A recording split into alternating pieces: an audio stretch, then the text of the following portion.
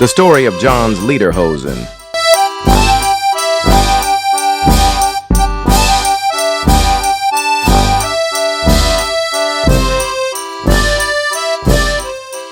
Begin with what reminded me of this was the garden group from Austria that came here on the 20th of May this year, 25.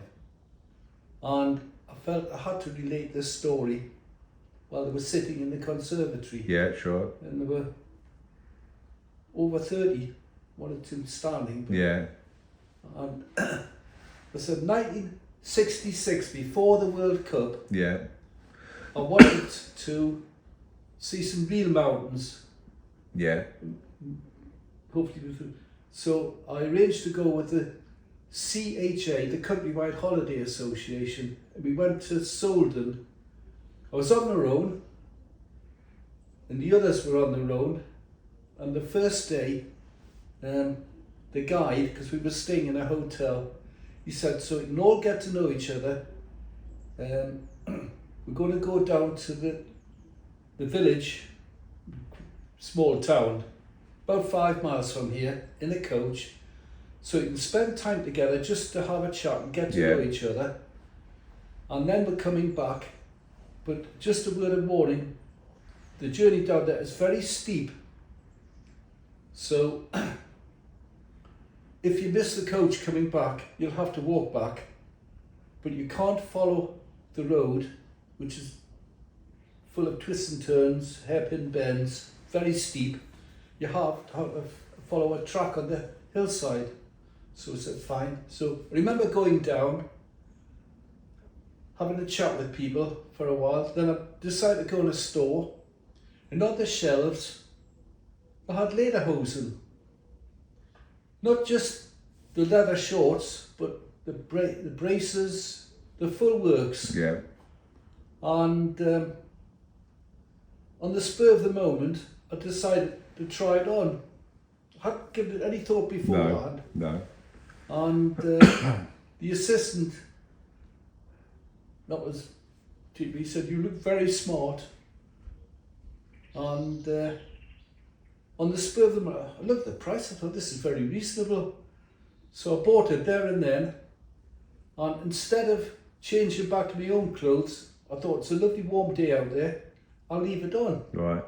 Put my own clothes into the shopping bag, walked out and missed the coach. And I wasn't bothered, because I thought, well, I'll walk back, it's a lovely day, nothing else was planned for the rest of the day.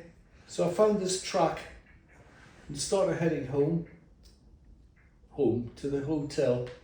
And I'd been walking for a while, and suddenly I could see the views were fantastic, and the zigzag of the roadway going right up ahead of me was right down below, and I suddenly saw a car, because 1966 there weren't as many cars about. No, of course not. What's he on now? So he stopped in a passing place, and I thought, must be waiting for another vehicle to come the other way. And for a moment I just stood and watched, and someone got out of the car with a great big flash camera, and he looked up at me and he said, photograph. And I guess he wanted, because I was all dressed up in Tyrolean outfit, so I said yeah, and he started taking photographs, and I thought it was just going to be one or two photographs. Then he said, pose, and then he started moving about and making funny arm gestures and things with his legs, and I did the same, and this went on for about 5 minutes. Maybe exaggerate, it might have only been 3 or 4 minutes, but anyway, it went on, and then he shouted up to me, thank you, very slowly, because he thought that I wasn't English. Thank you ever so much, in a broad North American accent. Yeah. I don't know if it was American or Canadian. Right. One or the other. I can't really tell the difference. But got back in the car, drove off, and I've always wondered ever since, and I'm telling all these Austrians sitting in the conservative the story. You know, just laughing. Most of them could speak quite good English. Yeah. And I've always wondered What happened to him? what happened to the photographs. It's a long time ago now. Yeah. And but when I got back to Gateshead, my mother said, "What on earth did you buy that for?" And you couldn't walk around the streets of Gateshead because that would have looked stupid. But I remember going to the Lake District with friends.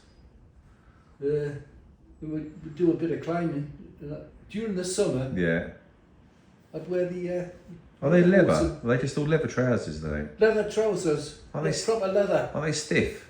No, they weren't. They were very soft leather. Right. Yeah. It was. I've still got the remains of the walking stick. Right. In the shed there. Yeah. It's in 3 parts now. Right. With the badges I put on. But. That's a good story, John. It's the funniest thing. Would you mind